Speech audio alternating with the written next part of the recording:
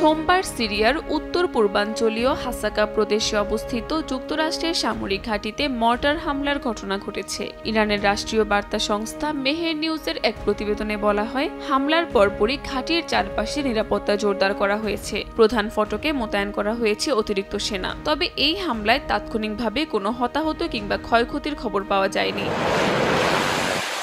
Iran ও যুক্তরাষ্ট্রের মধ্যে সামরিক উত্তেজনা তীব্র হওয়ার পর মধ্যপ্রাচ্যে মার্কিন ঘাঁটিগুলোর নিরাপত্তা নিয়ে প্রশ্ন উঠেছে।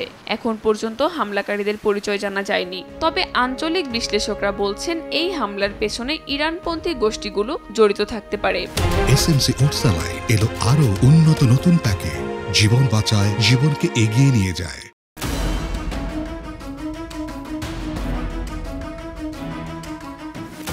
মার্কিন প্রেসিডেন্ট ডোনাল্ড ট্রাম্পের সরাসরি নির্দেশে শনিবার ইরানের পারমাণবিক স্থাপনায় হামলা চালায় মার্কিন বাহিনী। হামলার পর ইরান সতর্ক করে জানায়, মধ্যপ্রাচ্যে যুক্তরাষ্ট্রের সব ঘাঁটি এখন তেহরানের লক্ষ্যবস্তু।